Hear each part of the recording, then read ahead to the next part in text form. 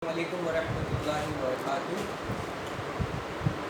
So students, in the last lecture we had discussed some of the major topics of electrochemistry, and today we are going to start with MCQs of this chapter. So let us start with it.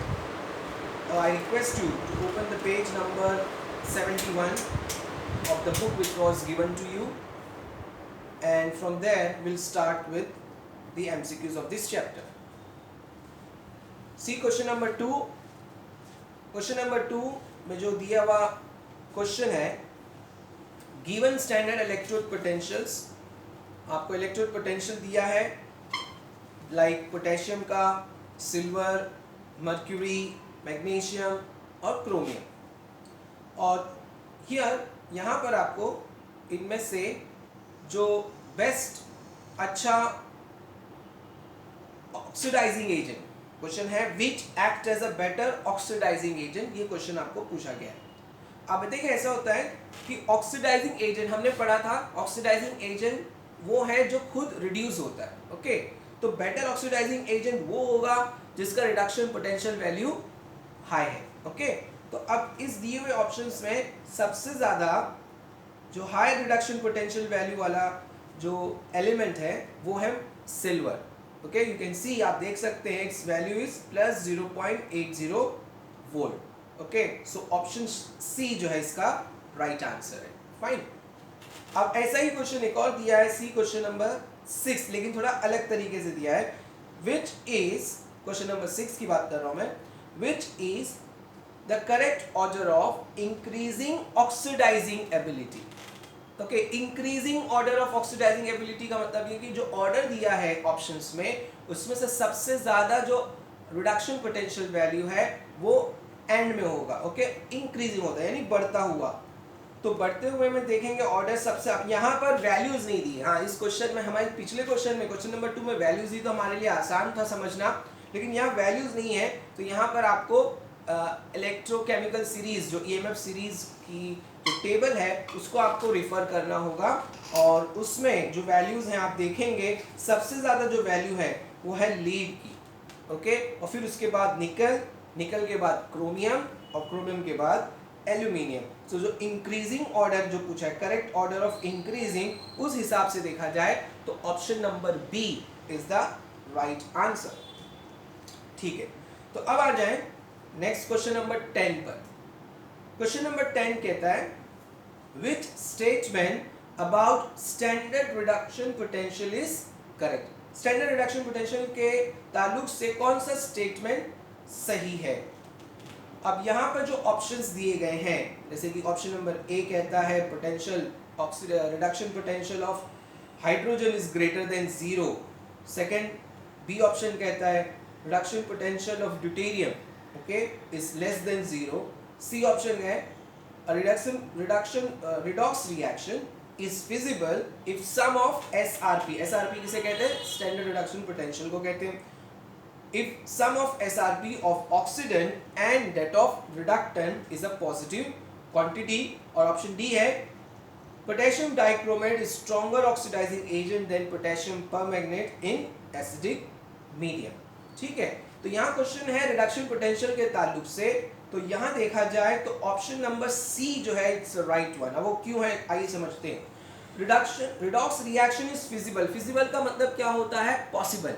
Possible if sum of SRP, sum of SRP का मतलब वही जो हमारा formula है, अगर आपको याद हो हमने एक फॉर्मूला आपको लेक्चर में बताया था, E naught cell is equal to E naught RHS minus E naught LHS, या cathode minus anode.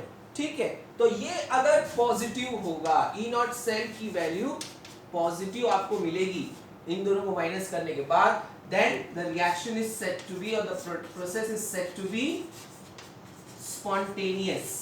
Okay, spontaneous का मतलब ही वही होता है, वो रिएक्शन, वो प्रोसेस जो अपने आप हो जाए, खुद ब खुद हो जाए, और जो मुमकिन है, फिजिबल है, इसका मतलब यही होता है. तो ऑप्शन नंबर सी में यही बात कही गई है, redox reaction is feasible if sum of SRP of oxidant and that of reductant oxidant और रिडक्टेंट यहाँ ऑक्सीडाइजिंग एजेंट और रिड्यूसिंग एजेंट के लिए यूज किया है, is a positive quantity. Okay, sum यानी ये ई नॉट सेल की बात हो रही है, ठीक है। तो ऑप्शन नंबर सी इसके लिए सही आंसर है। Now come to next question, question number 14 question number पे आइए, देखिए इसमें क्या दिया है। Which of the following statement is true for electrochemical Daniell cell. Daniell cell भी हम पढ़ चुके हैं, जो एक एग्जाम्पल है गैल्वेनिक सेल का। तो डैनियल सेल के लिए कौन सा दिया हुआ स्टेटमेंट सही है? अब स्टेटमेंट देखिए क्या क्या दिया है। A, electron flow from copper electrode to zinc electrode. Next B option कहता है current flows from zinc electrode to copper electrode. C कह रहा है cations move towards copper electrode. और डी कहता है cations move towards zinc electrode. अब हमने पढ़ा था डैनियल सेल के ताल्लुक से कि Daniell cell have two half cell, right. एक होता है हाफ सेल में जिंक और अपने ही सोल्यूशन में डीप किया होता है जिंक सल्फेट। दूसरा हाफ सेल होता है कॉपर का, जो डीप है अपने ही सोल्यूशन में कॉपर सल्फेट में।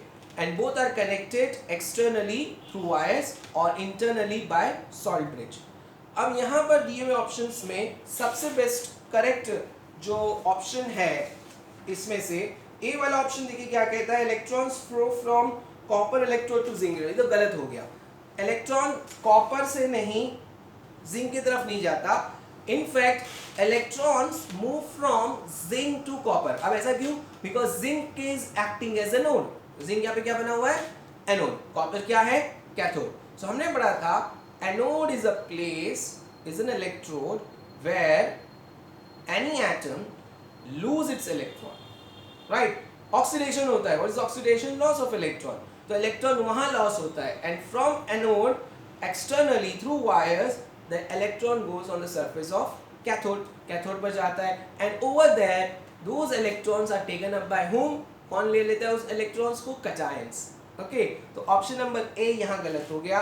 तो इस हिसाब से अभी जो हमने आपको एक्सप्लेनेशन दिया उस हिसाब से ऑप्शन नंबर सी, अभी जो मैंने कहा आपको कैटायंस जो इलेक्ट्रॉन को ले लेते हैं कैथोड के सरफेस से, सो ऑप्शन नंबर सी देखिए वही है, cation move towards copper electrode because copper is acting as cathode over here. So cations कौन है यहाँ पर? Cu2+ ion. ये क्या करते हैं? कॉपर पर जाकर वो आए हुए इलेक्ट्रॉन को गेन कर लेते हैं। So option number C is the right answer for question number 14। Now see question number 19 को देखिए। In a cell of normal hydrogen electrode and calomel electrode, the electrode reaction taking place at calomel electrode will be. Now this is theory based question. Calomel electrode is a secondary reference electrode. हमने standard hydrogen electrode पढ़ा था, it's a primary reference electrode. उसी तरह secondary reference electrode है जिसे कहा जाता है calomel electrode. अब calomel electrode में होता क्या है? Calomel electrode consists of calomel mixture, which is the combination of mercury with Hg2Cl2, mercurous chloride. तो ये कॉम्बिनेशन को ही कैलोमल कहते हैं। और यहाँ पर दिए हुए ऑप्शंस जो दिए हैं ए बी सी डी, इसमें सी वाला ऑप्शन क्यों सही है? C is the right answer because here mercurous chloride undergo reduction to give you mercury and chloride ion. So this option the reaction which take place at calomel electrode is option number C, which is given to you. It's a theory based question. You can read that part of calomel electrode and you will come to know. Now come to question number 22. अब question number 22 पर आ जाएं। In question number 22 the question says a student set up the following apparatus to determine the hydrogen ion concentration of solution X. The cell is given to you as M. There is a metal deep in hydrogen metal, along with metal that hydrogen gas is bubbled over it and it is deep in the solution of H+ ion. Then there is another metal that is copper which is acting as cathode and it is deep in its own solution. The best material for electrode M would be, अब इसमें से सबसे best material कौन सा होगा? तो देखें, होता यह है कि जब भी हम किसी गैस को यूज करते हैं, गैस इलेक्ट्रोड को यूज करते हैं, तो उसमें कंडीशन है that metal over which the gas is bubbled और absorb, that metal should be inert. वो मेटल क्या होना चाहिए? इनर्ट होना चाहिए। सो हियर, सो ऑप्शंस जो दिए हैं आपको, देखिए polished copper metal, copper metal is not inert. Okay, B दिया है platinum metal coated with platinum oxide, platinum is inert. C option में फिर कॉपर का एग्जांपल दिया है, copper metal coated with oxide, so no, A और C तो हो नहीं सकता। D platinum metal coated with finely divided platinum, yes, ये ऑप्शन सही हो सकता है because here platinum metal is coated with finely divided platinum which make it more feasible for hydrogen gas to get absorb. Hydrogen gas को absorb होने के लिए ये वाला जो कॉम्बिनेशन है, that is metal, platinum metal coated with finely divided platinum is the best. So option number D is the right answer for question number 22. Now if you come on question number 26, हाँ अब ये question देखिए, question number 26, a gas Z is bubbled through a solution containing X and Y minus, okay, X minus and Y minus, these are the solution containing solution which have this element. If the reduction potential are in the order, reduction potential का order देखिए किससे दिया गया है, X is greater than Y and Z, Y is greater than Z but less than X, then अब यहाँ पर reduction potential value दी है तो X की वैल्यू सबसे ज्यादा है, राइट, X की वैल्यू, रिडक्शन पोटेंशियल वैल्यू सबसे ज्यादा है, मतलब X रिड्यूस होगा, ओके, इसकी रिडक्शन कैपेबिलिटी, एबिलिटी सबसे ज्यादा है। Y की रिडक्शन पोटेंशियल वैल्यू X से कम है, राइट, X से कम है लेकिन Z से ज्यादा है। तो यहां पर ऑप्शंस जैसे दिए वैसे हमें सोचना है। सी ऑप्शंस को पहले रीड भी कर लिया करें before, see this is very important thing, after reading the question you also read the options and then you think accordingly, okay, because many of the time options are given as such that you have to be very careful while solving the questions, and numerical based question or any theory based question, you have to think according to the options how they are given. So यह option कह रहा है कि who will oxidize whom, कौन किसको oxidise करेगा। तो oxidise करने के लिए किसी को पहले उसका रिडक्शन पोटेंशियल वैल्यू हमें देखना पड़ेगा। अगर रिडक्शन पोटेंशियल वैल्यू उसका ज्यादा है तो ही वो दूसरे को ऑक्सीडाइज कर सकता है जिसका रिडक्शन पोटेंशियल वैल्यू उससे कम है। तो यह ऑप्शन ये कह रहा है Y will oxidize Z, Y Z को ऑक्सीडाइज कर सकता है एंड नॉट X, जो कि सही है। क्यों? क्योंकि Y की रिडक्शन पोटेंशियल वैल्यू Z से ज्यादा है तो वो Z को ऑक्सीडाइज कर सकता है लेकिन X को नहीं कर सकता क्योंकि X की रिडक्शन पोटेंशियल वैल्यू Y से ज्यादा है। So this is the right option, okay. अब दूसरे ऑप्शंस में वहीं रूल आउट हो जाते हैं। Y will oxidize X, no, B option कह रहा है कि Y X को ऑक्सीडाइज करेगा, नहीं, X को ऑक्सीडाइज नहीं कर सकता। C कह रहा है Y will oxidize both X and Z, no, it cannot oxidize both X and Z, it can oxidize only Z। और D ऑप्शन कहता है Y will reduce both X and Z, Y reduce करेगा तो reduce कर ही नहीं सकता, यहाँ oxidise हो सकता है ना। Next question, come on the next page 73, page number 73 पर देखिए next question, question number 28। So question number 28 में इंडिकेटर इलेक्ट्रोड की बात हो रही है, यस। सो इंडिकेटर इलेक्ट्रोड किसे कहते हैं? इंडिकेटर इलेक्ट्रोड वो हैं जो अपने कलर को चेंज कर देते हैं, okay, they change the colour. और here in this given question, इस दिए हुए क्वेश्चन में जो ऑप्शंस दिए हैं, option A SHE standard hydrogen electrode, option B calomel electrode, option C is given you as silver in silver chloride electrode, that is metal sparingly soluble salt electrode, or D दिया queen hydrogen electrode. So in the given question the right answer is queen hydrogen electrode because queen hydrogen electrode change its color in any redox process, okay, so this is the right one. Now see the next question, question number 40, question number 40 को देखिए on the same page, question number 40, the standard reduction potential of 4 elements are given below, okay, 4 elements के reduction potential value आपको दिए हैं। which of the following will be the most suitable reducing agent, इसमें से सबसे best suitable reducing agent, अब देखिए यहाँ क्वेश्चन आ गया reducing agent पर।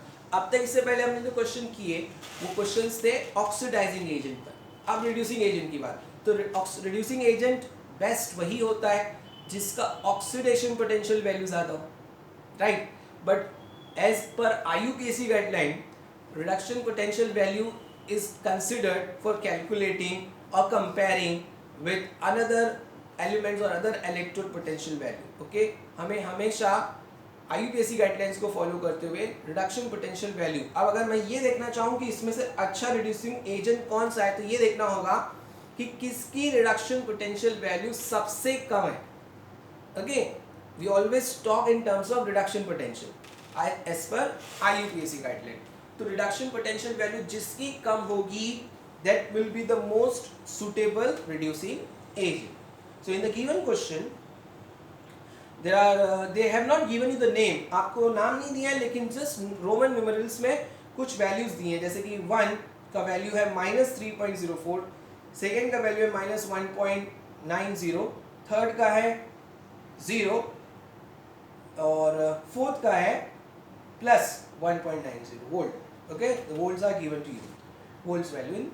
Now here you can see the first one have -3.04 volt.